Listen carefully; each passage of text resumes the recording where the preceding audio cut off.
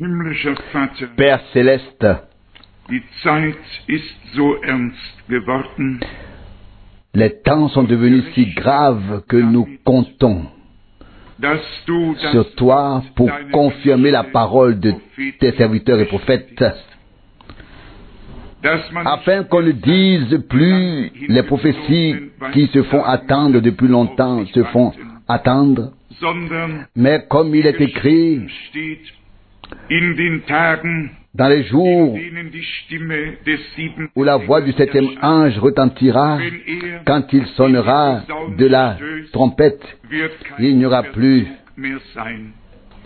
Dann ist de retard. Alors le temps sera proche, alors il sera venu. Seigneur, wir danken nous te remercions de tout cœur dass du uns de nous avoir tirés de la masse von Millionen des millions, herausgezogen, herausgeliebt, de nous avoir du uns dein Wort fait sortir par amour, oui, de nous avoir révélé ta parole. Sauveur bien-aimé, Wirke heute agis aujourd'hui d'une manière particulière dans nos cœurs, dass wir nicht afin que nous n'ayons pas seulement entendu les paroles de Dieu die Darlegung et seines connu l'exposé de son dessein, sondern teilhaben mais que nous participions an allem, was à tout ce qui vient maintenant de Dieu. Herr, Seigneur, alles stören, enlève de nous, de nos cœurs, de nos pensées, de nos vies, de notre milieu, Herzen, tout unseren ce qui Gedanken, pourrait unserem Leben, nous aus unserem Mitte. perturber, Heilige uns, tout ce qui pourrait nous gêner. Sanctifie-nous par ta sainte présence, feier diesen Raum, consacre cet espace, bénis nos lèvres et nos cœurs, oui, bénis-nous tous aus dem Reichtum deiner par la Gnade. richesse de ta grâce. Möge auch diese Versammlung Que cette réunion porte également des fruits pour l'éternité. schenke Gnade zum Accorde-nous la grâce de parler, la grâce de traduire, la grâce d'écouter und aufzunehmen. et de recevoir. À toi, Dem allmächtigen Dieu Gott, Tout-Puissant, sagen wir Dank nous rendons grâce pour tout in Jesu au nom heiligen saint Namen. de Jésus. Amen. Amen. Lasst uns den Lieblingschorus Bruder Brennan Chantons encore le refrain préféré de Frère Branham, I love him, because he first loved me. So viel könnt ihr alle. I love him. Vous connaissez tous cela en anglais. I love him, because he first loved me. Loved me and purchased my salvation on Calvary's tree. Ihr mögt. Vous pouvez vous asseoir. Now, let us bow our heads now for prayer and get ready. Inclinons maintenant la tête et prions. Into the presence of the living God we come now soberly. Nous entrons maintenant dans la présence du Dieu vivant. Nous venons dans In the name of the Lord la crainte de Dieu et au nom du Seigneur Jésus. Father, here is Nous ne pouvons pas venir et dire, voici William Branham, voici Orman Neville, peu importe qui que ce soit, car nous serions rejetés. Mais nous avons la certitude qu'il a dit, tout ce que vous demandez au Père en mon nom, vous le recevrez. Je suppose que je n'ai pas besoin de venir en mon nom. Je sais que si j'utilise le nom de son Fils, j'obtiendrai ce que je demande. Car c'est en lui que je place ma confiance. C'est en lui que nous vivons et que nous existons. Et nous sommes reconnaissants ce matin au Dieu pour ce qu'il représente pour nous et pour ce qu'il signifie dans toute notre vie et notre être et notre nature. Je te remercie pour cette petite assemblée ici, pour le pasteur, pour le conseil d'administration, les diacres et tous les membres. Je suis reconnaissant pour le Saint-Esprit qui veille sur eux.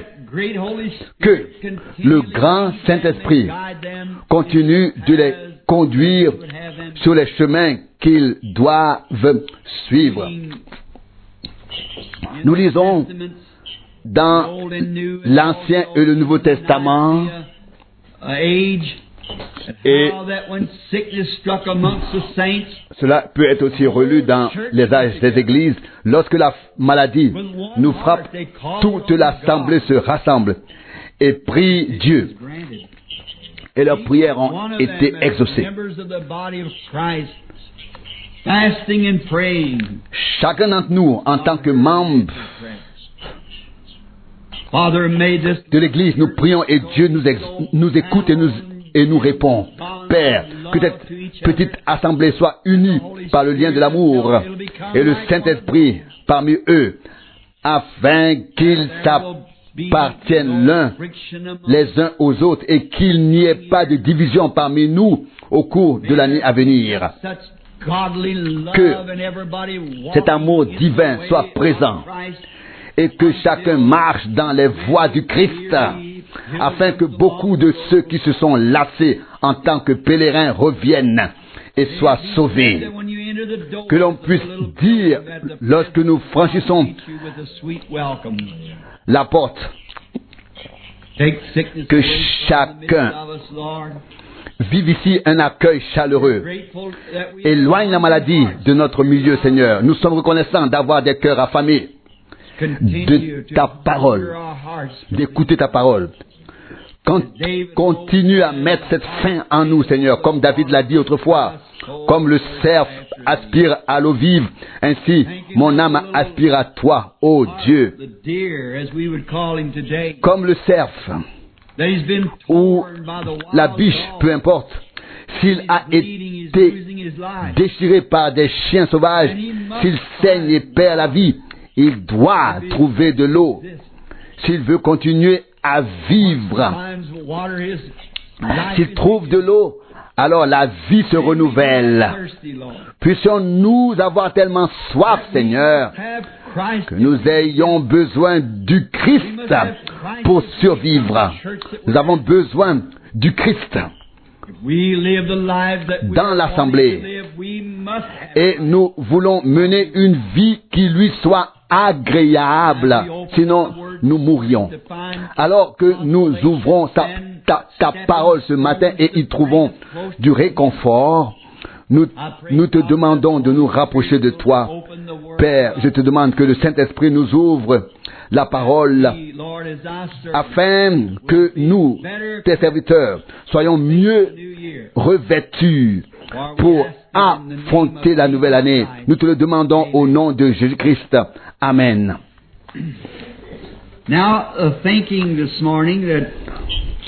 Étant donné que c'est le nouvel an, j'ai pensé mettre de côté mon texte ou mon message du nouvel an, revenir pour enseigner les Écritures sous la forme d'une leçon d'école du dimanche.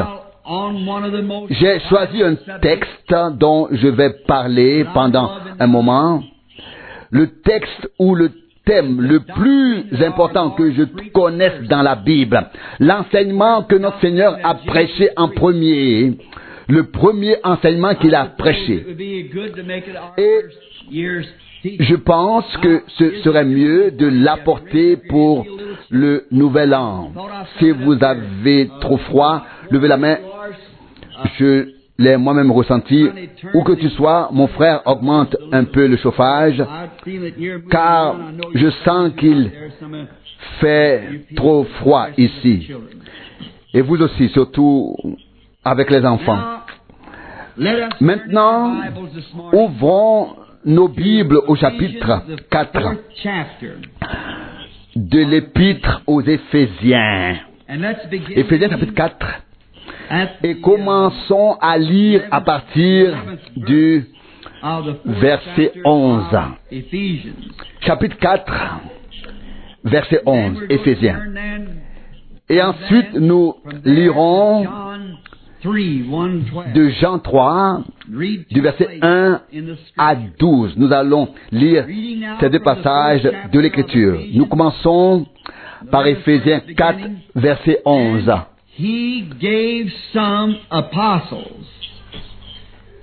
Et c'est lui qui a aussi établi les uns comme apôtres, les autres comme prophètes, les autres comme évangélistes, les autres comme bergers et enseignants, verset 12, pour rendre les saints capables d'exercer le ministère de l'Église pour l'édification du corps du Christ. Verset 13, jusqu'à ce que nous parvenions tous enfin à l'unité de la foi et de la connaissance du Fils de Dieu, à la maturité de l'homme parfait, à la pleine mesure de la stature dans la plénitude du Christ. Verset 14, car nous ne devons plus rester des enfants ballottés et agités comme les flots de la mer par tout vent de doctrine, par la tromperie des hommes qui cherchent à séduire par la ruse. Verset 15, au contraire, en pratiquant la vérité, fidèle au vrai enseignement, nous devons croître dans l'amour pour devenir à tout égard comme lui qui est la tête, le Christ. Verset 16, car c'est par lui que tout le corps est solidement assemblé et maintenu ensemble, accomplissant par chaque membre qui accomplit son service selon l'efficacité qui correspond à la mesure de chacune de ses parties, la croissance du corps en vue de sa propre édification dans l'amour. J'ai lu cela et j'espère que vous vous y plongerez chez vous à la maison. Lisons maintenant Jean 3. Jean 3 du verset 1. Or, il y avait parmi les pharisiens un homme appelé Nicodème, membre du haut conseil des Juifs. Verset 2. Celui-ci vint trouver Jésus de nuit et lui dit, Rabbi, nous savons que tu es venu de Dieu en tant que docteur, car personne ne peut faire des miracles comme ceux que tu fais si Dieu n'est pas avec lui. Verset 3. Jésus lui répondit, en vérité, lui répondit, en vérité, je te le dis, si un homme ne naît de nouveau, il ne peut voir le royaume de Dieu. Verset 4. Nicodème lui répondit, comment un homme peut-il naître s'il est un vieillard? Peut-il entrer pour la seconde fois dans le sein de sa mère et naître? Verset 5. Jésus répondit, en vérité, je te le dis, si un homme ne naît d'eau et d'esprit, il ne peut entrer dans le royaume de Dieu. Verset 6. Ce qui est né de la chair est chair, et ce qui est né de l'esprit est esprit. Verset 7. Ne t'étonne pas que je t'ai dit, il faut que vous naissiez d'en haut. Vous naissiez de nouveau. Verset 8. Le vent souffle où il veut, et tu entends bien son sifflement, mais tu ne sais pas d'où il vient, ni où il va. Il en est de même pour quiconque est né de l'esprit. Verset 9. Nicodème lui répondit, par cette question, comment cela est-il possible? Verset 10. Jésus lui répondit, tu es l'enseignant d'Israël et tu ne comprends pas? Verset 11. En vérité, je te le dis, nous disons ce que nous savons, nous rendons témoignage de ce que nous avons vu, et pourtant vous ne recevez pas notre témoignage. Verset 12. Si je vous ai parlé des choses terrestres et que vous ne croyez pas, comment croirez-vous quand je vous parlerai des choses célestes? Que Dieu bénisse sa parole. Je voudrais prendre comme thème ce matin le premier enseignement de Jésus. Cet enseignement était, vous devez naître de nouveau. Bon, je voudrais vous présenter cela sous la forme d'une leçon du dimanche plutôt que d'un sermon, et garder le reste pour ce soir. J'ai senti dans mon cœur que c'est quelque chose qui semble mystérieux aux gens. Nous en entendons tellement parler que j'ai pensé qu'il serait bon d'explorer ce sujet ce matin afin d'y voir plus clair. Voici le début. Vous devez naître de nouveau. Ça, c'est le début. Ça, c'est le commencement. Et c'est très profond. Nous constatons que les gens ont tellement d'opinions différentes à ce sujet. Presque toutes les assemblées disent vous devez naître de nouveau, mais chacune d'entre elles a une interprétation différente de ce que signifie naître de nouveau. Si je vais chez les méthodistes et que je leur demande devez-vous naître de nouveau, comment l'interprètent-ils? Si je vais chez les baptistes et que je leur pose la question, ils répondent par l'affirmative. Ils disent oui. Et je pourrais aller dans n'importe quelle assemblée et poser la question. Et si nous allions dans les 900 dénominations et assemblées différentes, nous entendrions leurs interprétations. Nous voyons qu'il existe pourtant tant d'interprétations différentes et pourtant un enseignement biblique doit être prouvé bibliquement comme étant la vérité. Alors, rappelez-vous, cela ne signifie pas vous devriez renaître de nouveau, vous devriez naître de nouveau, mais vous devez, en tant que personne anglophone, nous comprenons ce que signifie le mot devoir. C'est absolument nécessaire. Vous devez le faire. C'est une obligation. Ce n'est pas vous devriez ou il serait préférable que vous le fassiez, mais vous devez naître de nouveau. Oh, si nous pouvions prendre ce mot ce matin et l'expliquer, cela semble tout à fait impossible. Et si c'est si important et si grand, et pourtant totalement impossible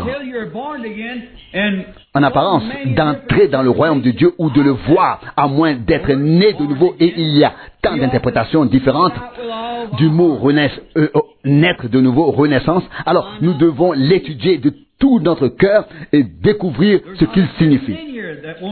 Personne ici ne souhaite aller en enfer. Personne. Et vous ne parcourez pas des centaines de kilomètres sur des routes verglacées, vous ne dépensez pas votre argent, vous ne dépensez pas vos économies juste pour venir ici à l'assemblée. Vous serrez la main les uns aux autres et être avec le pasteur. Nous aimons cela. Et vous écoutez le pasteur, vous m'écoutez, vous écoutez d'autres prédicateurs proclamer la parole, vous écoutez cela, où que vous soyez, partout il y a des prédicateurs, des pasteurs et des assemblées comme nous, ici, des serviteurs du Seigneur. Mais quelque chose vous attire ici, dans ce lieu particulier. Et c'est pourquoi il est de mon devoir, en tant que berger, de veiller à ce que ce troupeau soit correctement géré et nourri. Le Dieu Tout-Puissant exigera de moi que je rende compte de votre sang. Le jour du jugement, nous devrons répondre de vous ou rendre des comptes. Nous voyons cette grande et extraordinaire responsabilité qui nous a été confiée. Dieu nous a donné des êtres humains qui nous aiment, qui viennent ici, qui nous écoutent. Et c'est pourquoi nous devons consacrer notre temps à veiller sur vos âmes. Veillez. Voyez-vous, s'il y a quelque chose qui n'est pas juste, il est de notre devoir d'aller vers la personne et de le lui dire, car nous sommes des bergers qui veillent sur les brebis. Si je vois qu'une brebis mange quelque chose qui n'est pas bon, une mauvaise herbe, et que je sais qu'elle va mourir, je dois ôter, éloigner cette chose, chasser cette chose, sinon la brebis va mourir. Et dans l'ouest du pays, il y a une mauvaise herbe particulièrement connue qui est nocive pour les animaux. C'est un faux blé. Je ne sais pas si vous le connaissez. Et une autre mauvaise herbe. C'est une chose qui ne peut tout simplement pas être mangée sans causer de dommages. And you must keep your stock away from that. Vous devez tenir votre bétail à l'écart de ces choses. Et si même un cheval souffrait en mangeant quelque chose qui le mettrait dans un tel état, vous seriez un très mauvais cow-boy si vous laissiez votre cheval manger une telle chose. Cela montrerait que vous ne vous souciez pas de lui. Et un vrai pasteur, un vrai serviteur du Christ serait un mauvais exemple du Christ s'il regardait les brebis manger quelque chose qui les éloignerait ou les rejetterait de Dieu. Car cela ne serait pas conforme à sa parole et enfreindrait ses commandements. Vous devez faire attention à cela. Ce grand enseignement de Jésus qui est écrit devant nous dans la Bible, vous devez naître de nouveau. Il en existe tant de versions différentes. Comme je l'ai déjà dit ce matin, comme beaucoup m'ont demandé ce que cela signifie et comment ils peuvent devenir de vrais chrétiens, j'ai pensé que nous devrions aborder ce sujet et donner un enseignement aussi clair que possible. Non pas sous la forme d'une prédication, mais comme un enseignement dans une école du dimanche afin que les gens comprennent le message. En disant cela, je sais que cela est enregistré sur bande magnétique et je le dis aux prédicateurs qui recevront ces bandes. Je sais que c'est enregistré. Je crois et j'enseigne peut-être un peu différemment de ce qu'enseignent les autres assemblées, mais je crois pouvoir prouver suffisamment à l'aide des Écritures que vous êtes nés de l'Esprit et que vous êtes ensuite baptisés par l'Esprit dans le corps. Or, beaucoup enseignent que la nouvelle naissance a lieu lorsque des personnes viennent, sont présentées à l'assemblée, se présentent devant elle et qu'on leur demande « Voulez-vous, pécheurs, accepter Christ comme votre sauveur personnel ?» Et ils croient que c'est déjà la nouvelle naissance. D'autres croient que le baptême d'eau est la nouvelle naissance. D'autres croient que vous naissez de nouveau lorsque vous serez baptisé dans l'eau. Il existe donc de nombreuses versions différentes. D'autres pensent que lorsqu'on récite une profession de foi dans une communauté religieuse ou une congrégation, par exemple, je crois en la Sainte Église, etc. Je crois que Dieu est le sauveur des hommes et à partir de ce jour, je serai membre de cette communauté ou de cette congrégation religieuse et je serai avec ces chrétiens. Et ils pensent que c'est ça la nouvelle naissance. Et ils pensent que la profession de foi qu'ils récitent est suffisante. Et je pense qu'on ne peut pas toujours critiquer, car certaines choses qui sont récitées sont purement sacrées et même vraiment conformes aux Écritures. Mais les Écritures n'ont pas été appliquées de manière correcte. Même si l'on applique l'Écriture, je crois que la nouvelle naissance est quelque chose de plus que ce que nous venons de dire, aussi bonne que soient vos intentions. Je crois que la nouvelle naissance va bien au-delà de vos bonnes intentions, de votre pensée et de votre attitude. Elle va au-delà. Je n'aime pas dire cela, ni être ridiculisé sur le plan religieux, et je n'ai rien contre toutes ces organisations pour les rendre coupables, mais cela me rappelle un juif. C'est une blague. Et je ne pense pas qu'il faille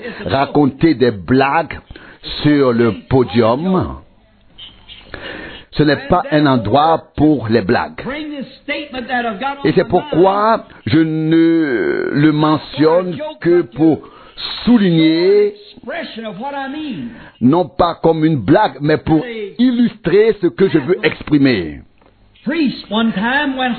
Il était une fois un prêtre catholique qui, un vendredi, se rendit chez un nouveau converti qui avait rejoint la communauté religieuse catholique, et cet homme avait fait cuire du jambon. Et il dit, mon père, je suis désolé, je viens seulement de réaliser qu'aujourd'hui c'est vendredi. Et je crois en l'enseignement de la communauté religieuse, car j'étais autrefois juif. Et vous m'avez aspergé d'eau bénite et avez fait de moi un juif, un catholique. Je vais donc prendre de cette même eau, l'asperger sur ce jambon et le transformer en poisson. Eh bien, quand on dit cela, cela ne signifie rien. Cela ne devient pas un poisson, cela reste un jambon. Un jambon.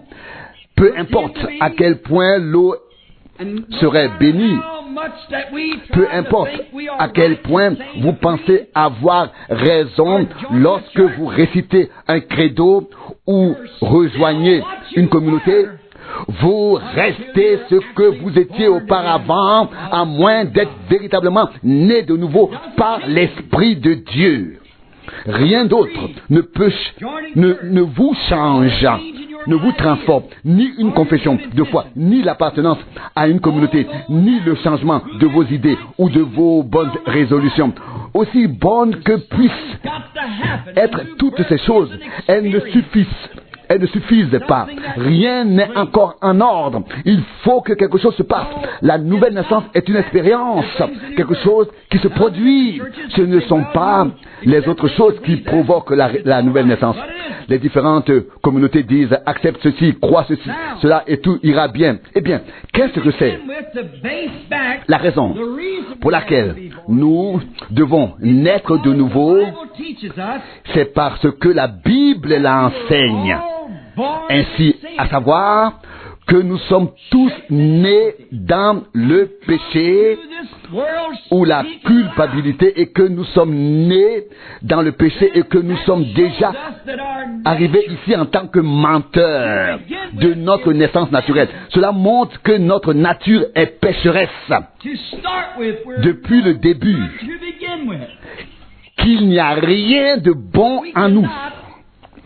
Depuis le début, nous ne pouvons prétendre à rien en raison de nos connaissances, de notre savoir, de notre sincérité, de notre grandeur ou de notre petitesse ou de quoi que ce soit d'autre. Nous sommes complètement mauvais et faux dès le début.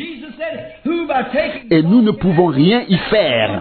Vous ne pouvez rien y faire. Jésus a dit, personne ne peut ajouter le moindre petit quelque chose à sa grandeur. Vous pouvez observer toutes ces pensées, en rêver, les lire, les étudier et vous y plonger. Et pourtant, vous ne pouvez pas vous aider vous-même. Pas même un tout petit peu. Tout cela tombe à plat. Je suis tellement heureux qu'il en soit ainsi. Car si tout dépendait de la connaissance, de l'intelligence, que ferions-nous, nous pauvres gens, sans instruction? Nous n'aurions aucune chance. Dès le début, Dieu l'a décidé ainsi. Voyez-vous, les communautés ont compliqué les choses. Dieu les a simplifiées. Tout est présenté de manière à ce que tous puissent le voir et le recevoir. C'est pour tout. C'est pour tous ceux qui le veulent. Eh bien, un homme ne peut pas sauver un autre homme. Quoi qu'il essaie de dire, un homme ne peut pas sauver un autre homme.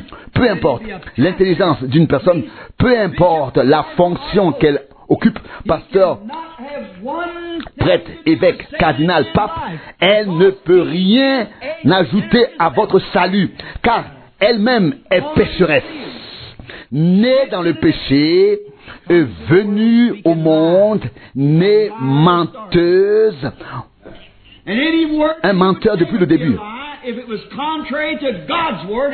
Et quiconque ne dit pas ce qui est dans la parole de Dieu est toujours un menteur. Dieu élabore un plan pour que les hommes puissent être sauvés. Mais l'homme ne peut rien ajouter à ce plan.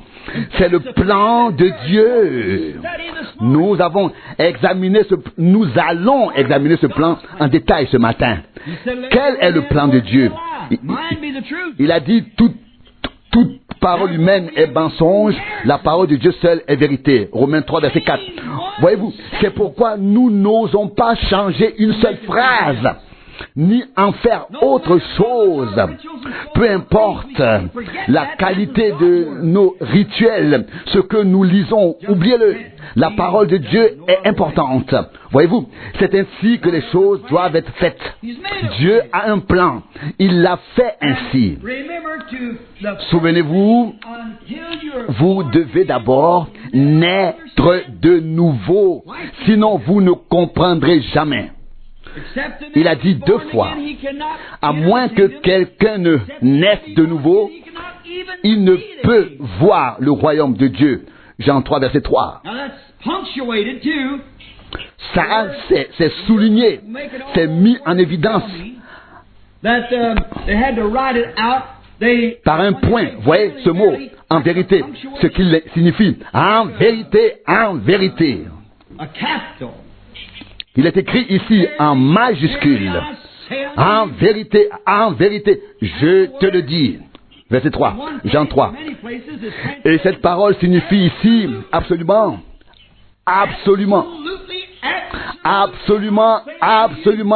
je vous le dis. Qui a dit cela? Un cardinal, un prêtre, un pasteur, un évangéliste ou le pape? C'est Dieu lui-même qui l'a dit ici. Il n'y a pas d'excuses. Il ne peut en être autrement. Il ne peut y entrer d'une autre manière. Peu importe à quel point il est célèbre, grand et important. Il ne peut même pas comprendre le royaume de Dieu tant qu'il n'est pas né de nouveau. C'est un sujet important.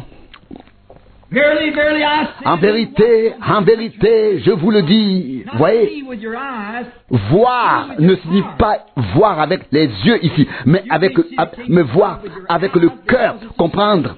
Vous ne pouvez pas voir le royaume de Dieu avec vos yeux, mais spirituellement, dans votre cœur, voyez, vous ne serez pas en mesure de comprendre le royaume de Dieu à moins d'être né de nouveau. Sinon, cela restera un mystère pour vous. Et lorsque vous serez né de nouveau, le plan du royaume deviendra réalité pour vous. Il deviendra réalité. Comme par exemple un entrepreneur qui veut construire un bâtiment. À moins qu'il n'ait le plan, il n'a pas besoin sinon de construire. S'il comprend le plan, alors on sait comment construire. C'est ainsi que cela se passe. Il en va de même pour la construction du royaume de Dieu. Vous devez comprendre le plan. Et vous ne le comprendrez pas tant que vous ne serez pas né de nouveau. Et quand vous serez né de nouveau, vous comprendrez le plan et vous verrez aussi ce qui se passe. Une charmante jeune fille dont when we were young. And she was a lovely, beautiful woman. dont j'étais sorti avec la mère quand nous étions tous deux jeunes, et c'était une charmante et jolie fille. Maintenant son nom est Ouf, et elle s'est mariée. Elle s'appelait Lee, et j'étais pasteur à l'époque dans la communauté baptiste de Milton, et ils appartenaient à la communauté des frères, mais nous aimions bien, et je suis sorti avec elle pendant très longtemps. C'était près de chez frère Wright, et je suis allé chez eux, et cette fille était si gentille, elle était une amie bien aimable pour moi. Et frère Lee, un homme raffiné, membre fidèle de la communauté des frères, et un soir il m'a invité à venir chez eux et à y passer la nuit. Et frère Marion a-t-il dit, ce sera bien. Eh bien, je m'y suis rendu et nous sommes arrivés dans cette vieille maison en bois et nous avons attendu. Le père, la mère sont arrivés ainsi que les sœurs. Puis nous sommes tous entrés. Nous nous sommes assis et avons été servis. Mais ensuite, le moment est venu où le père et moi sommes allés dans une pièce. Nous avons dormi ensemble dans une pièce. Nous dormions sur un sac de paille. Mais c'était un bon lit. Et la mère et les deux filles dormaient en bas. Et pendant que nous étions allongés là, frère Lee a eu un rêve. Et il discutait toujours avec moi au sujet du baptême d'eau au nom du Seigneur Jésus-Christ. Il n'y croyait pas. Il était entrepreneur en bâtiment. Il a dit, frère Branham, je viens de faire un rêve dans lequel j'ai rêvé, j'étais à New Albany et je construisais la maison d'un homme. Il m'a donné le plan et puis je l'ai vu comme les fenêtres étaient disposées. J'ai dit, cela ne correspond pas au plan. C'est complètement différent de ce qui est sur le plan. Et quand il est revenu de Floride, où il était en vacances, j'avais terminé la maison. Il a regardé à quoi ressemblait la maison, a pris le plan et a dit, écoute, tu as construit ma maison complètement à l'envers. J'ai répondu non, je l'ai construite correctement. Et il a demandé, oui, mais qu'en est-il de ça? Qu'en est-il de ça? Qu'en est-il de ça? Ça n'a pas sa place ici. Et il a dit, démolis-la. Si tu t'attends à ce que je paie, je m'attends à ce que tu construises selon le plan. C'est ainsi qu'il a rêvé. Et il m'a demandé, que penses-tu de ce rêve? J'ai répondu, là-bas il y a la rivière qui nous attend tous les deux. Et il a dit, je ne veux pas que ma maison soit démolie ce jour-là. Je veux construire selon les plans. Vous voyez? Et puis cette fille avec qui je sortais a marié un autre jeune homme, très bien. Et ce jeune homme a trouvé sa place quelque part. Ils ont eu 3 petites filles, toutes chrétiennes, et elles chantaient en trio. L'une des petites filles était particulièrement douée au piano et donnait même des cours de musique classique. Elle avait environ 15 ou 16 ans, mais plus tard, cette femme est devenue folle et a dû être internée dans un établissement psychiatrique et les médecins ne voulaient pas me laisser entrer. Mais je suis quand même allé avec les proches et j'étais là malgré tout. Et pendant que nous étions là-bas, le Saint-Esprit est entré.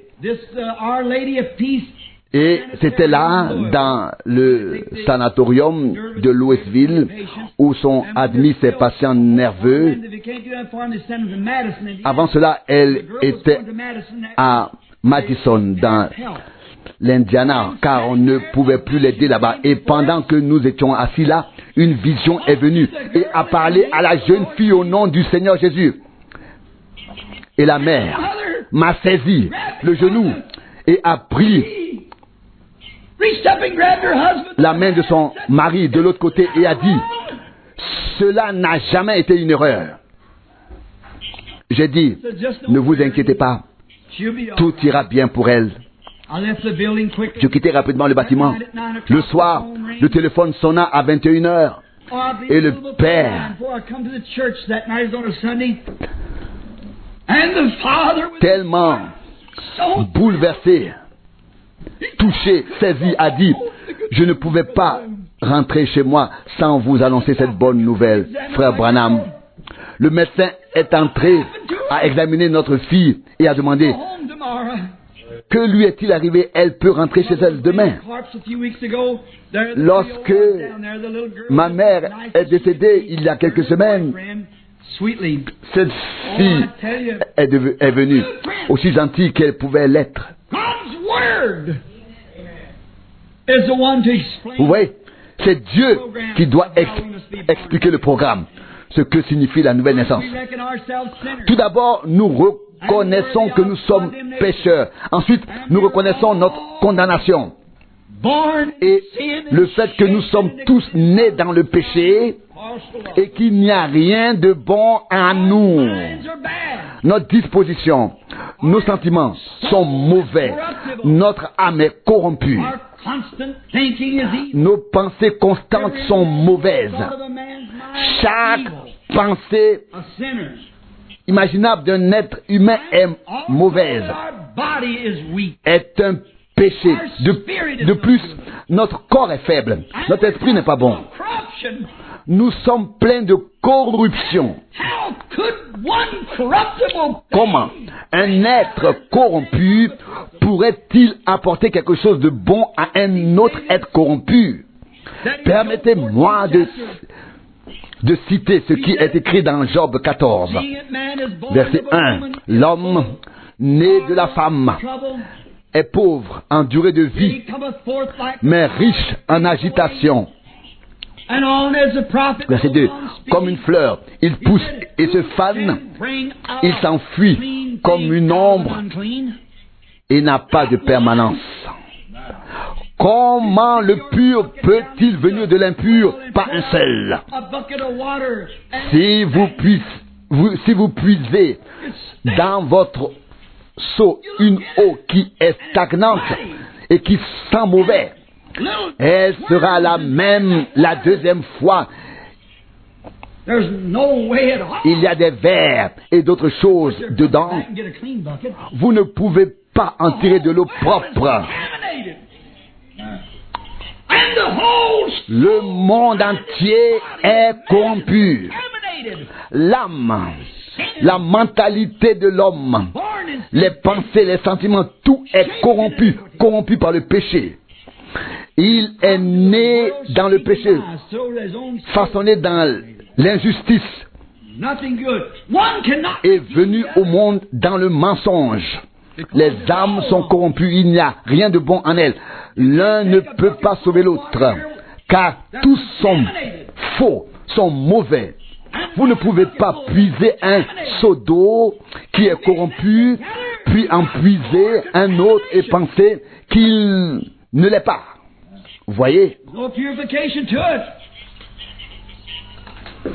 Et si vous versez les deux l'un dans l'autre, vous obtenez toujours la même chose, de la corruption et rien de pur. Vous voyez, il n'y a aucune pureté, mais Dieu était déterminé à sauver les hommes.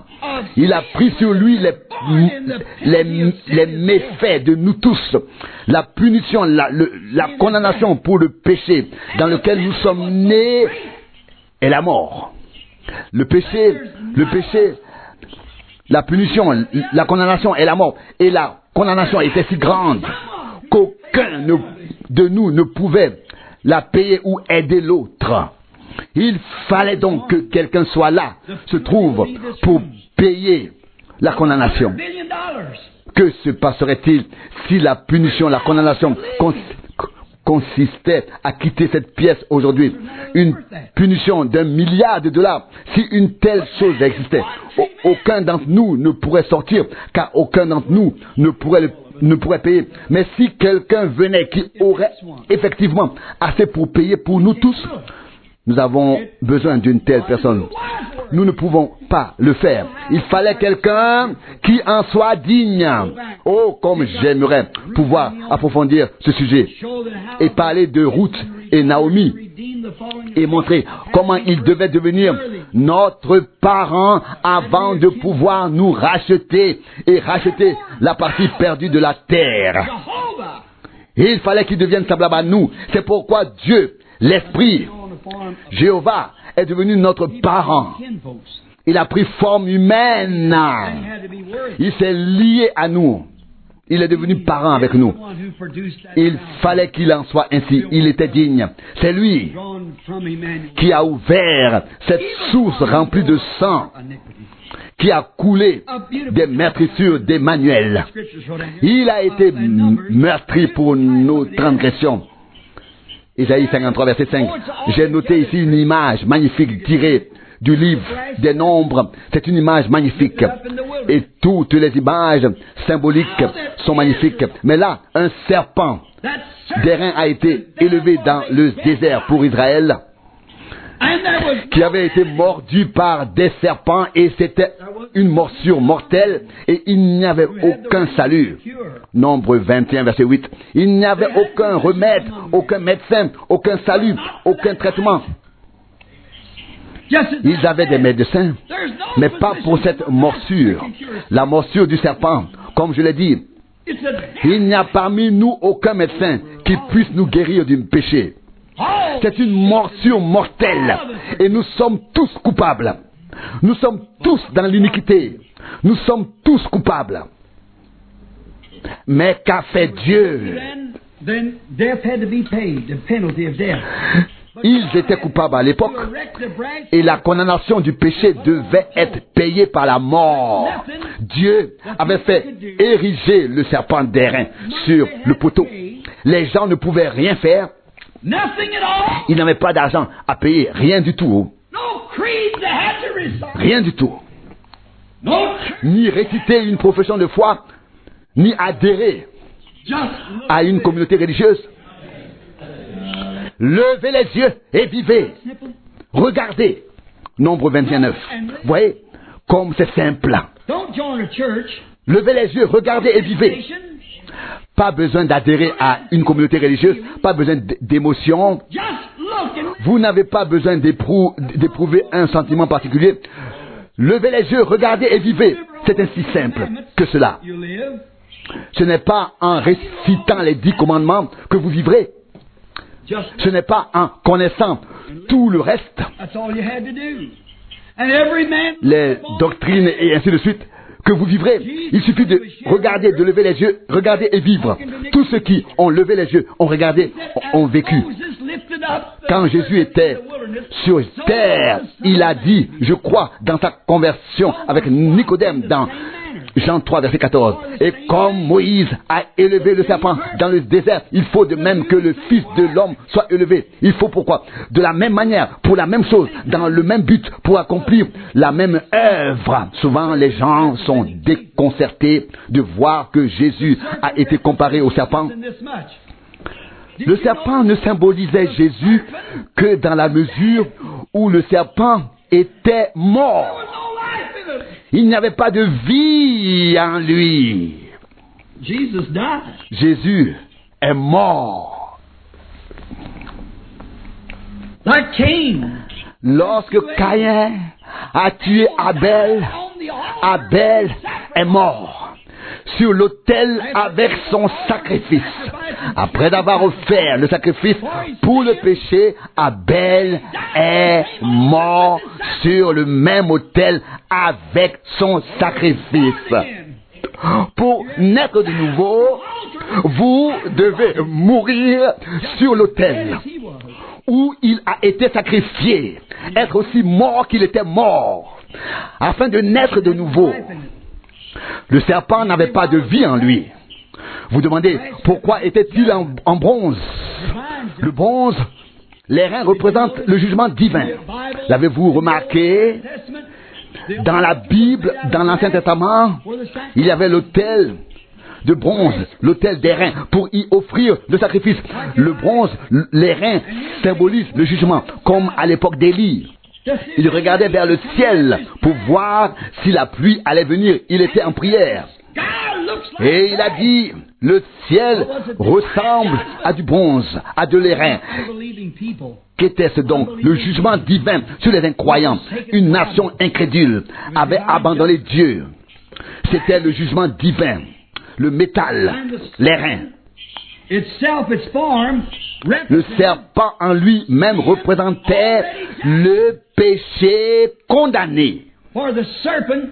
Car le serpent a été jugé ou condamné dans le jardin d'Éden.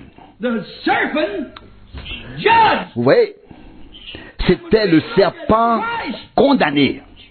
Si nous levons les yeux vers le Christ, alors nous voyons que la condamnation lui a été infligée. Le seul Dieu lui-même s'est fait chair. Dieu est venu sur terre et a pris sur lui tous nos péchés. Le jugement divin et la colère du Dieu Tout-Puissant se sont déversés sur son corps de chair lorsqu'il a été martyrisé sur la croix. Ça, c'est le véritable jugement. Il a seul subi la colère de Dieu. Il a parcouru ce chemin seul. Il est mort sans l'aide d'un ange, d'un homme, de son assemblée, de sa mère, de ses frères, de son père, abandonné par Dieu, les hommes et la nature. Il est mort seul pour nous montrer que même la nature ne peut nous aider à l'heure de la mort. Aucun ami, aucun frère, aucun pape, aucun pasteur. Death. But there was one who Mort. took it for us. Mais quelqu'un, No life in the serpent. oui, la mort, mais quelqu'un l'a prise sur lui pour nous. Pas de vie dans le serpent. Tout était complètement figé. C'était le jugement. Il est mort. The earth got ashamed of itself. Et la terre a eu honte. Till the stars Il est mort. Et les étoiles ont eu honte. suffered until the sun would Il a souffert jusqu'à ce que le soleil cesse de briller. turn off its light. Il a souffert jusqu'à ce que la lune perde son éclat. Elements of the earth was so Il a souffert jusqu'à ce que même les éléments de la terre deviennent aussi noirs et sombres que minuit. wasn't nothing. Il ne restait plus rien. Suffer like that. Personne n'a jamais autant souffert, ni ne pourrait souffrir autant. God laid up Aucun mortel ne pourrait le faire, the iniquity of us ne all. pourrait traverser cela. Dieu a mis sur lui tous nos Winepress of the wrath of God alone. iniquités et notre condamnation. Il a subi seul, sans Nothing to help. aide, la colère de Dieu. Personne n'était là. Dieu a mis sur lui la condamnation. Et tout ce qui était considéré comme condamnation, comme condamnable, car nous étions tous coupables. Aucun souverain sacrificateur ne pouvait venir nous aider. Rien ne pouvait l'aider. Everything Ni pape, ni ange. Tout le monde restait là à observer. ever in the history of the world. Ce furent les moments les plus importants de l'histoire du monde. Il est mort. Il ne restait plus aucune étincelle de vie en lui. Mort, comme le serpent, guérin. Il était suspendu à la croix comme un signe figé. Maintenant, Approach to this birth.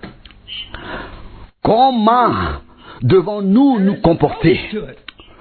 pour accueillir cette naissance, pour recevoir cette naissance? Comment y parvenir?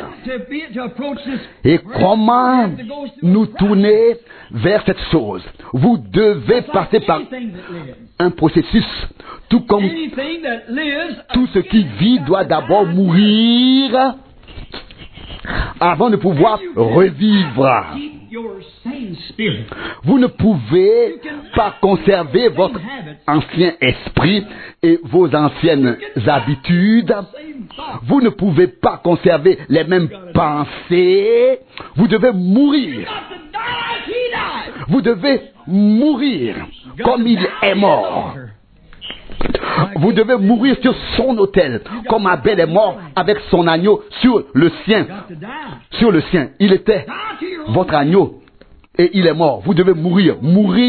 Mourrez à vos propres pensées ou à votre propre façon de penser pour naître de nouveau. Que les sentiments, que les pensées qui étaient en Christ soient en nous. Vous devez penser ces pensées. Ces pensées doivent devenir vos pensées. Ô frères, ô sœurs, laissez-moi vous dire ceci du mieux que je peux. Claim you're born again. Comment pouvez-vous penser que ces pensées pourraient nier sa parole et prétendre être nées de nouveau? Question. Posez-vous cette question. Can you do Comment pourriez-vous le faire? C'est impossible. Si vous êtes né de nouveau, vous avez fait penser. Si les sentiments du Christ sont en vous, alors vous êtes une nouvelle créature. C'est ce que la Bible enseigne. Si un frère veut connaître cette parole, qu'il la cherche dans le dictionnaire, vous pouvez le vérifier. Vous y verrez que le mot a été traduit par nouvelle création. Vous êtes une création née ici sur terre par le désir sexuel, mais vous êtes ensuite une nouvelle création née par l'esprit. Vos propres pensées sont mortes. Elles sont aussi mortes sans vie que l'était le serpent d'airain. Tout comme il est mort, et que le ciel et la terre et tout témoignaient qu'il était mort. Il est mort. Il était si mort que de l'eau et du sang se sont écoulés de son corps. Sa mort était si terrible. Comme je l'ai dit, que le monde a eu une crise de nerfs. Le monde a tremblé. Les rochers se sont fissurés et les pierres sont tombées. Les rochers se sont brisés. Si un pape mourait ainsi, cela n'arriverait pas. Si un pasteur mourait ainsi, cela n'arriverait pas. Non, mais Dieu est venu dans la chair et est mort sur la croix. Et la terre a eu une crise de nerfs. Mais c'était la parole parlée de Dieu qui avait été mise en œuvre, appelée à l'existence. Ce n'était pas un statut, un credo, mais sa parole prononcée, parlée. Voyez, le Créateur lui-même s'est fait chair et le péché a été placé sur lui. Il a porté la colère de Dieu et la lune a perdu son éclat. Le soleil et la terre a eu une crise de nerfs. Tout s'est effondré s'il n'y avait pas d'avenir pour nous. Tout. Et si même les éléments de la terre ont été ébranlés, en voyant ce qui se passait là-bas, et en étant témoin de tout cela, en le voyant dans cette situation, quel effet cela devrait-il avoir sur vous et moi? Que devrait-il se passer dans notre âme lorsque nous regardons et voyons ce que Dieu a fait pour nous? Tout cela s'est produit pour toi et pour moi. Que devrait-il nous arriver alors? Voulez-vous continuer à vivre dans le péché? Que Dieu nous en préserve. Vous avez renoncé au péché et vous vivez pour Dieu. N'avez-vous pas vu ce que le péché lui a fait? Il a pris le péché sur lui et il est mort. Il a pris le jugement pour le pécheur afin qu'il vous apporte à vous et à moi la justice de Dieu. Et lorsque la justice de Dieu revient sur nous, nous sommes morts au péché. J'espère que vous le voyez. Oui. Pour naître de nouveau, vous devez passer par le processus de la mort. Tout doit passer par là. Prenez une graine. Pour qu'elle puisse naître à la vie, elle doit d'abord mourir. Pour qu'un grain de blé puisse naître à la vie, il doit mourir. Il est tout à fait impossible de naître à la vie avant cela. Le grain, le blé, la fleur, l'arbre, l'herbe. Les légumes, tout ce qui naît à la vie doit d'abord mourir. Alors comment pouvez-vous y échapper? Vous devez d'abord mourir. Vous devez mourir. Comment mourir? À vous-même. Vous-même. Mourir à tout afin de pouvoir naître de nouveau. Cela doit vous arriver. Cela doit se passer avec vous. Si vous ne mourrez pas, vous ne pouvez pas vivre. Savez-vous que chaque jour, quelque chose doit mourir pour que vous puissiez vivre? Eh bien, qu'en est-il de vous, les adventistes du 7e jour, qui êtes parmi nous? Certains disent, je ne tirerai pas sur un écureuil, frère Branham, je ne tuerai pas un cerf, ni un lièvre, ni un poisson, car je ne crois pas que nous devrions tuer. Mon frère, saviez-vous que même les légumes que vous mangez ont aussi la vie en eux? Oui, tuez-les. And the only way that you can exist Et la seule façon d'exister dans cette vie, c'est que quelque chose meure dead life. pour que vous puissiez vivre, à savoir par la vie morte.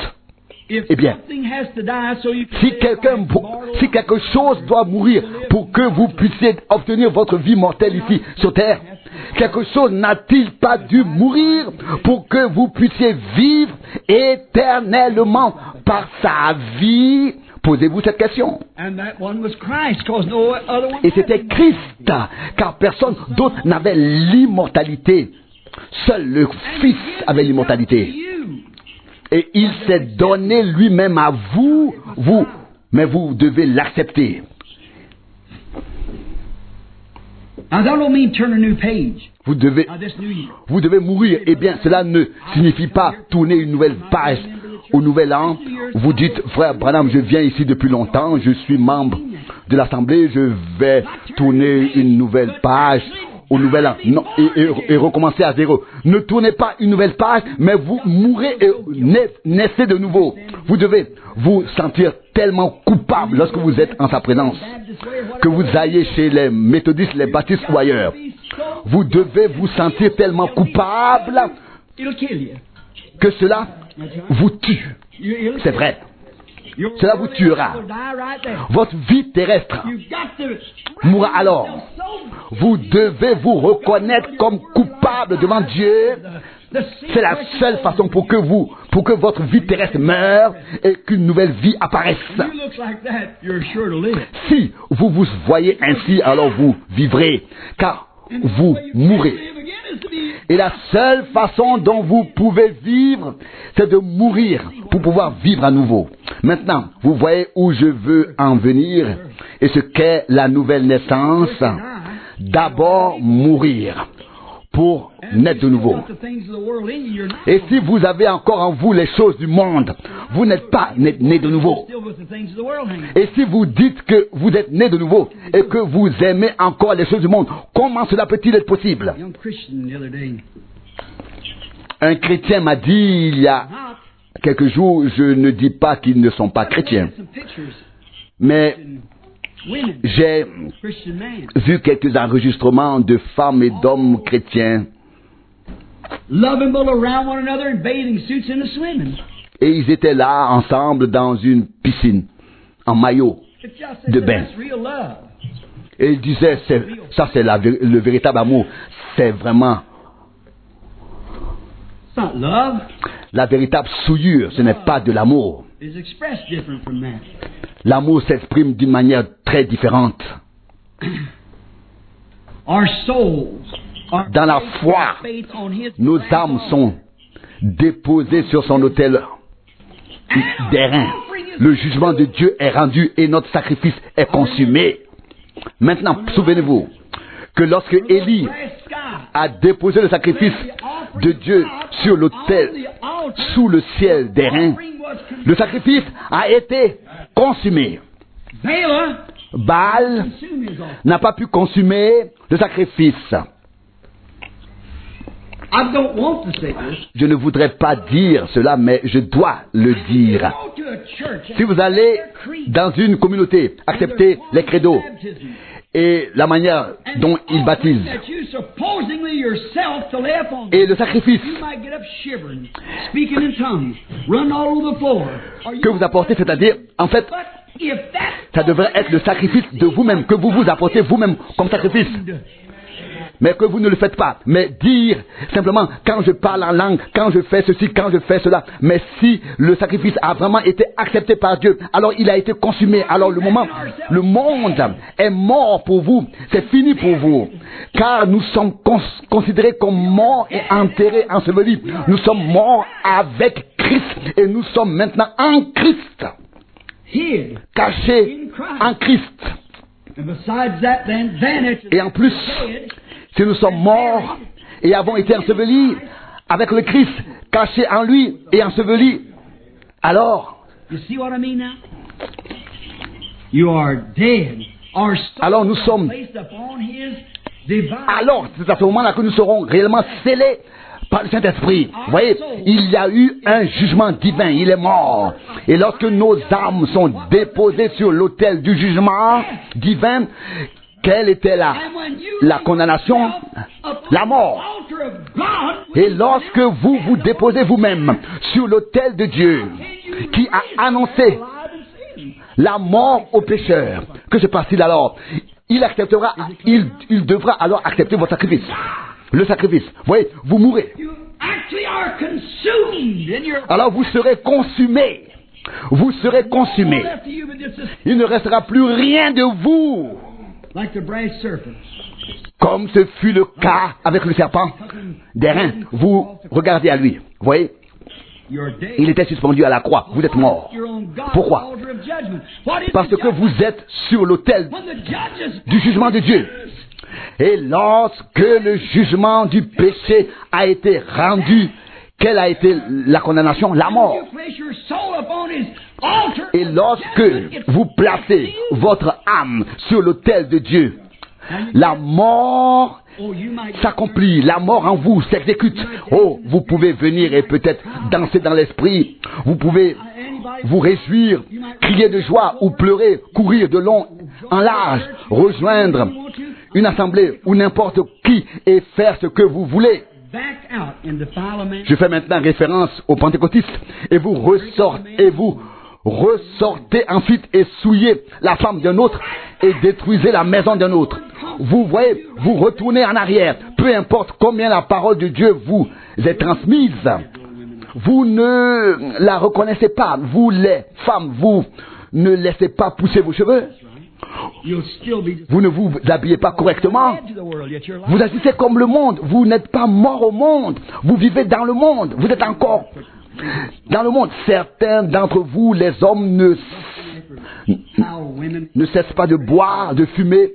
Vous ne cessez pas de convoiter les femmes immorales qui s'habillent ainsi lorsqu'elles marchent dans la rue. Pourquoi pas? Au lieu de leur tourner le dos et de vous en aller, vous les convoitez. Voyez, vous aimez, vous vivez dans le monde, vous aimez le monde. Vous voyez ce que je veux dire. Dieu a-t-il accepté le sacrifice? Êtes-vous mort? Votre âme est-elle déposée sur l'autel d'airain du jugement de Dieu? Alors Dieu l'acceptera. Mais si vous vivez encore dans le monde, cela n'a pas encore eu lieu. Vous qui dites avoir reçu le Saint-Esprit,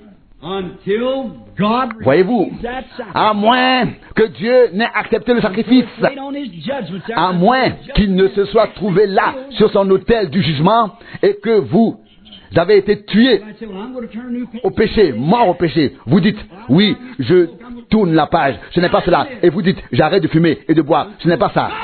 À moins que Dieu n'accepte le sacrifice sur l'autel d'airain, son autel du jugement. Qu'est-ce que c'est? Le jugement, la mort, la condamnation pour le péché. Romains 6, verset 23. L'âme qui pêche mourra. Ézéchiel 18, 4. Peu importe ce que vous faites. Jésus a dit, beaucoup viendront, Matthieu 7, 22, et diront, viendront à moi et diront en ce jour-là, n'avons-nous pas fait ceci et cela en ton nom, chasser des démons, etc. Il dira, éloignez-vous de moi, vous, ouvriers d'iniquité. Lorsque l'offrande est consumée, le sacrifice est consumé par le feu et que la fumée s'élève, voyez, vous vous élevez avec cette fumée sacrificielle dans le monde céleste. Vous avez été enlevé des choses du monde et vous êtes scellé. Votre âme est sur l'autel. Et ensuite, vous êtes mort à vous-même. Une nouvelle conception a eu lieu. Vous avez été conçu. Vous êtes né. Qu'est-ce que c'est la parole vivante? Oh! Voyez, nous sommes encore en lutte. Voyons ce que Dieu va faire. Voyez, vous avez été nouvellement conçu. La parole vivante, la parole prend vie en vous. Vous commencez à voir les choses différemment. Avant, vous ne les voyiez pas. Maintenant, vous les voyez. C'est différent maintenant. Toutes les Écritures s'assemblent, tout s'accorde à nouveau, correctement. Quelque chose commence à se produire. Vous allez mourir à votre propre pensée. Mais maintenant, nous sommes nés de nouveau, nouvellement engendrés. Vous avez été lavés dans le bain d'eau de la parole. Est-ce vrai? Que faites-vous? Lorsqu'un bébé naît, vous le lavez, c'est vrai. Et dès qu'un être humain meurt à lui-même et naît de Dieu, il est lavé dans le bain d'eau de la parole. Amen. Quand on dit baptisé au nom de Jésus-Christ, vous dites un tel et tel nom. Vous acceptez simplement. Qu'est-ce que cela signifie? Vous êtes maintenant prêt pour la vie, prêt à vivre. Vous devez naître de nouveau. Quoi que Dieu dise, vous êtes né dans la famille de Dieu. Vous êtes prêt pour la vie qui vous était destinée depuis le commencement. Vous ne pouvez pas être né sans avoir un père. Maintenant, c'est frère Franck, notre traducteur. Nous sommes probablement arrivés au milieu de la prédication. Je ne pense pas qu'il soit nécessaire d'ajouter quoi que ce soit à ce que nous avons entendu. La seule chose dont nous avons tous besoin, c'est d'approcher le trône de la grâce avec foi. Une foi véritable. N'oubliez pas qu'une prédication aussi sérieuse et sévère n'a pas pour but de nous décourager. Au contraire, elle est conçue comme un remède divin et salutaire que nous prenons et qui produira son effet en nous. Nous l'avons entendu très clairement. Ni une personne de renom, de haut rang ou de renom, ni un individu ne peut céder lui-même ou provoquer sa propre nouvelle naissance. Seul Dieu le peut. Mais nous avons également entendu qu'il l'a déjà préparé, mise à notre disposition. Et tout comme une graine est nécessaire à toute naissance, une semence, il en va de même pour la nouvelle naissance. Et nous avons accueilli, reçu en nous la semence divine, incorruptible de la parole de Dieu. Nous devons maintenant placer notre volonté dans la volonté de Dieu. Dieu ne fera rien contre notre volonté. Mais si nous soumettons notre volonté à la sienne, et comme nous l'avons entendu, si nous mourons avec le sacrifice, je vais vous dire ce que cela signifie pour nous tous, contrairement à ceux qui voient simplement le Christ comme un petit enfant dans les bras de sa mère ou qui n'ont jamais compris Golgotha. Nous, je le dis et je le crois, avons compris Golgotha dans sa signification divine pour nous. Nous ne sommes pas restés à Bethléem, nous avons parcouru tout le chemin avec le Seigneur. Et si nous comprenons bien les Écritures, alors nous étions déjà en tant qu'épouse dans l'époux, comme Ève était en Adam et a été tirée de son côté, nous étions ainsi en tant qu'épouse dans les yeux de Dieu, aux yeux de Dieu, déjà dans l'époux. C'est pourquoi Paul a pu dire, Galates 2:19, j'ai été crucifié avec Christ. Il était en Christ, puis Christ était en lui. Nous étions en Christ. Maintenant, Christ veut être en nous. Mes chers amis, c'est en fait très très clair. Mais nous voulons aussi le vivre aussi clairement. aussi clairement que cela nous a été transfiguré, révélé, apporté dans l'Écriture par l'Esprit de Dieu. Nous voulons aussi le vivre, l'expérimenter clairement selon l'Écriture, tel que nous l'avons entendu. Qui souhaite de tout cœur que nous mourions vraiment à nous-mêmes, c'est-à-dire que nous soyons morts, afin de pouvoir vivre pour le Seigneur. Quelle prédication sérieuse! Ce n'est que lorsque nous sommes morts à nous-mêmes que nous pouvons vivre pour lui. Sinon, non. Sinon, non. Et nous avons également entendu ceci, la mort est le salaire du péché. C'est la condamnation que le péché a entraîné. Il est mort. Mais nous devons nous identifier à ce sacrifice. Comme je l'ai déjà dit, nous ne devons pas voir le Seigneur comme un petit enfant dans la crèche, mais nous identifier à lui sur la colline de Golgotha, là-bas où il est mort pour nous, et comprendre que cela nous aurait atteint si cela ne l'avait pas atteint. Il a pris notre place.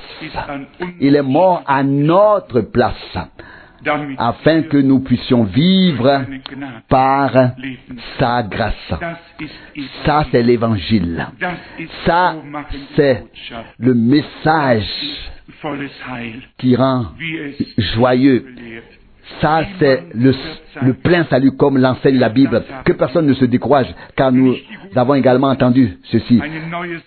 Pas les bonnes résolutions, le fait de tourner une nouvelle page, d'ouvrir un nouveau chapitre, cela ne suffit pas. Il faut simplement dire, Seigneur, nous sommes ici, réunis devant ta face. Fais-nous vivre aujourd'hui, maintenant, ce que tu as préparé pour nous à Golgotha. Aujourd'hui, maintenant, ici. Voici notre volonté. Elle t'appartient. Comme nous l'avons souvent chanté, ma volonté appartient à mon Dieu.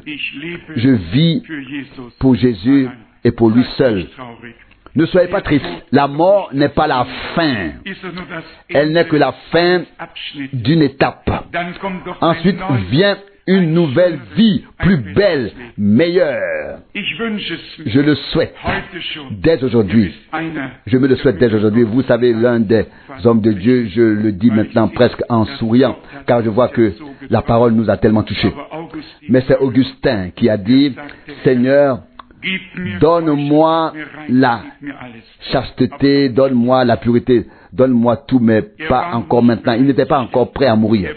Il voulait gagner un peu de temps, puis il a ajouté, donne-moi cela, mais pas encore, pas encore maintenant. Mes chers amis, ne nous contentons pas de lire dans les livres de l'histoire des communautés religieuses, mais disons simplement, Seigneur, me voici. J'en suis pleinement conscient aujourd'hui, en cette heure, ce n'est que lorsque je meurs avec toi que je peux vivre à travers toi, par toi. C'est ainsi. C'est ce que nous devons garder à l'esprit et ce que nous voulons vivre avec Dieu et que nous vivrons. Que son nom soit loué. Il a tout préparé, que sa parole s'accomplisse, qu'il nous soit fait selon sa parole. Amen. Qu'il nous soit fait tel qu'il a dit. Car nous croyons ce qu'il a dit et nous croyons ce qu'il a fait. Gloire à son nom. Amen. Nous nous levons pour remercier ensemble le Seigneur. J'entends encore le refrain, tel que je suis, ainsi doit-il en être. Ainsi doit-il en être. Tel que je suis, ainsi doit-il en être. Pas ma force, toi et toi seul. Ton sang me lave de mes péchés. Ô agneau de Dieu, je viens. Je viens. Je viens. Père céleste, vom Herzen Nous te remercions für die Predigt, de tout cœur pour la prédication. Nous te remercions de nous avoir permis de te comprendre, dass wir in uns de pouvoir dürfen und uns prüfen, ob entrer en wir nous-mêmes aus der Welt et de vérifier si nous avons été retirés du monde réellement, ja noch besser, ou mieux encore, ob die Welt si le monde a été retiré de nous. herausgenommen wurde. Denn du Car tu dis, ihr seid in vous der êtes Welt, dans le monde, aber nicht mais vous n'êtes pas du monde. geliebter Herr. Seigneur bien-aimé, Du hast tu aus as Menschen fait des enfants de Dieu Gottes Kinder gemacht. à partir des enfants des hommes. Heiland, Sauveur, wir möchten uns heute nous ganz voulons aujourd'hui mit dir nous identifier consciemment à toi dans la crucifixion. Jeder Einzelne Chacun veut se voir möchte sich dort crucifié mit dir là-bas begraben. avec toi. Das Ende La fin de notre volonté, de notre das Ende unserer Wege être, la fin de nos chemins et de nos pensées, mourir mit dir avec toi. mit dir begraben Pour être enseveli avec toi et ressuscité à une nouvelle vie. Herr, Seigneur, belebe uns neu. redonne-nous la vie. Schenke uns Oui, dieses accorde-nous cette göttliche nouvelle neue vie divine dass es afin strömen qu'elle puisse könnte, ô couler à flot, Denn dann ô werden Seigneur, die car alors Werke s'accompliront les œuvres geschehen, die du getan que tu as hast. accomplies. Dann wirst du zu Alors deinem tu Recht kommen. obtiendras ce qui te revient de plein droit. Seigneur bien-aimé, tous nous tous, afin que nous puissions prier ensemble, croire ensemble, vivre ensemble, expérimenter ensemble ce que tu as promis, Seigneur. Nous sommes ici, nous avons entendu et nous savons, personne ne peut aider l'autre ou s'aider soi-même. Mais tu es ici, tu es notre aide, tu es notre Rédempteur, notre Sauveur, notre Seigneur. Nous te faisons confiance. Oui, Seigneur, nous le proclamons avec foi, nous le prononçons avec foi. Nous sommes crucifiés avec toi, nous sommes morts avec toi, nous avons été ensevelis avec toi, et nous sommes ressuscités avec toi. Fais que cela soit désormais si évident que notre témoignage puisse correspondre à notre vie. Mon Dieu, pour que la parole puisse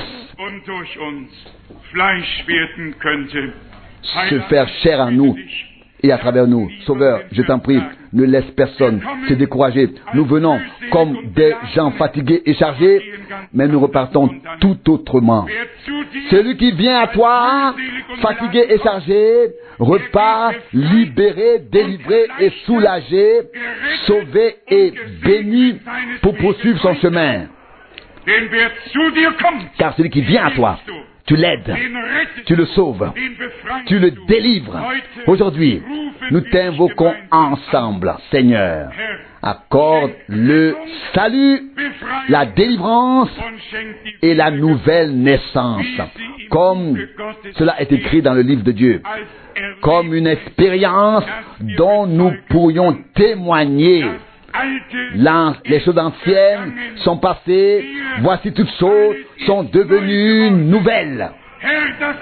Seigneur, qu'une joie céleste envahisse tout le peuple, que le Sauveur nous soit né, car ce n'est que lorsqu'il est né en nous que cette joie divine peut se manifester.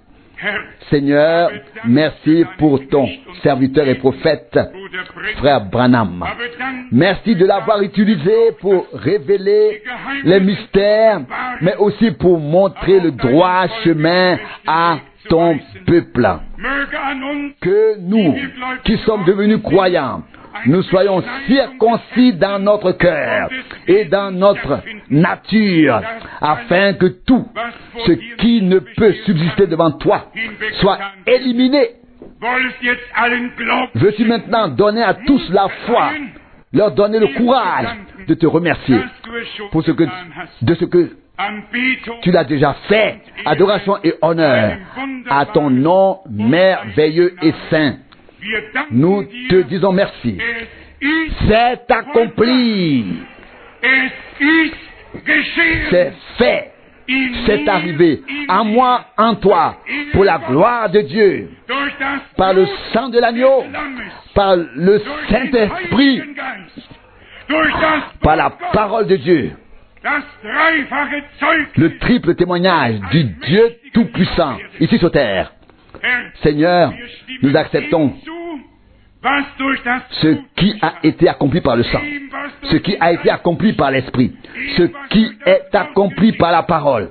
und Et nous nous inclinons unter dein sous ta main puissante. Herr, Seigneur, lass uns doch heute rends-nous heureux en toi aujourd'hui. Alléluia, Alléluia, à ton nom glorieux.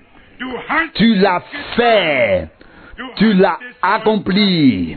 und Et là où il y a encore des lacunes, là où les choses sont encore en cours, Seigneur, wollest du heute que tu commandes aujourd'hui la von deinem jeden sagen, la hâte heute et que tu dises à chacun, aujourd'hui, si vous entendez sa voix, n'endurcissez pas vos cœurs. Herr, Seigneur, vollbringe accomplis tout en tous pour la gloire de ton Saint-Nom. Amen. Amen.